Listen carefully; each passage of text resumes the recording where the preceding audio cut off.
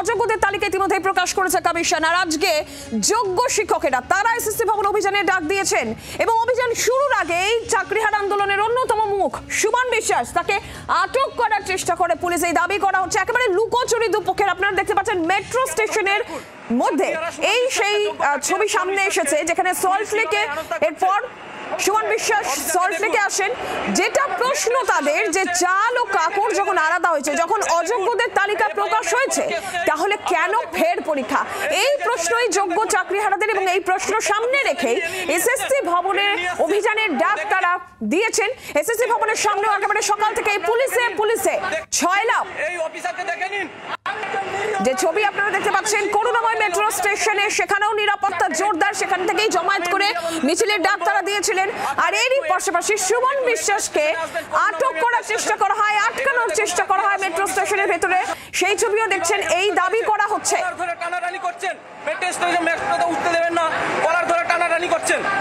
কি জন্য ধরতেছেন স্যার? কি জন্য ধরতেছেন স্যার? বলুন স্যার, কি জন্য ধরতেছেন সুমন বিশ্বাসকে? স্যার উনি চোর না ডাকাত? স্যার কি জন্য ধরতেছেন বলুন? হ্যাঁ, তাহলে কলার ধরে টানাটানি করেছেন কেন? কলার ধরে টানাটানি করেছেন কেন? আপনি কলার ধরে টানাটানি করেছেন কেন বলুন? আপনি কোন থানার? আপনার নাম স্যার? আপনি কলার ধরে টানাটানি করেছেন কেন সুমন বিশ্বাসকে বলুন? আপনি কলার ধরে টানাটানি করেছেন কেন? চাকরিহারা সুমন বিশ্বাসকে চাকরি রেখেছে আপনার দিদি, আপনার এসএসসি। আপনি কেন কলার ধরে টানাটানি? আপনার কি রাইট আছে মেট্রো স্টেশনে যে কলার ধরে টানাটানি করার? আপনি কোন থানার অফিসার?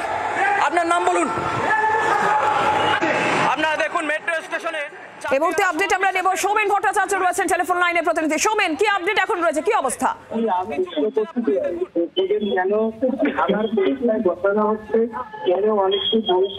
ফিরে দেওয়া হচ্ছে, কেন আরো সুবল বানানোর চেষ্টা চলছে রাজ্য সরকার, আরো সুবল বানানোর চেষ্টা চলছে রাজ্য সরকার এসএসসির পক্ষে। সেই পরিপ্রেক্ষিতে বলেছেন মহামান্য কলকাতা হাইকোর্ট যে সুমন বিশ্বাস সহ তার সঙ্গীদের গ্রেপ্তার করা যাবে না।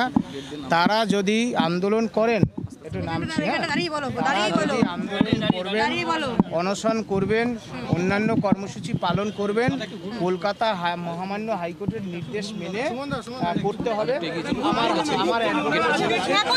এবং এবং এবং দুপুর 2টোর পরে কিছু পরে আমাদের এখন খাবার দাবার খেতে বললেন। যেহেতু আমি গত প্রায় 24 ঘন্টার প্রায় খাওয়া দাওয়া হয়নি, বললেন 2টোর পরে মাননীয় চেয়ারম্যান আমাদের 5 জন সদস্যর সাথে শুধুমাত্র আমরাই থাকবো, সেখানে কোনো তাবেদার পুলিশ প্রশাসন থাকবে না যে ইনফ্লুয়েন্স করবে।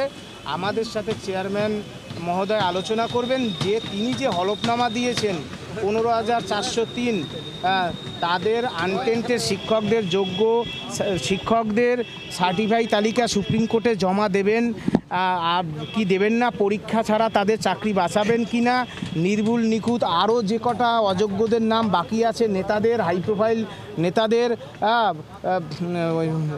তাদের তালিকাটা দেবেন কি না, এই বিষয় নিয়ে আলোচনা হবে এবং আমরা ডেপুটেশন দেব। বাংলার আওয়াজ, বাঙালির আবেগ, জি 24 ঘন্টা।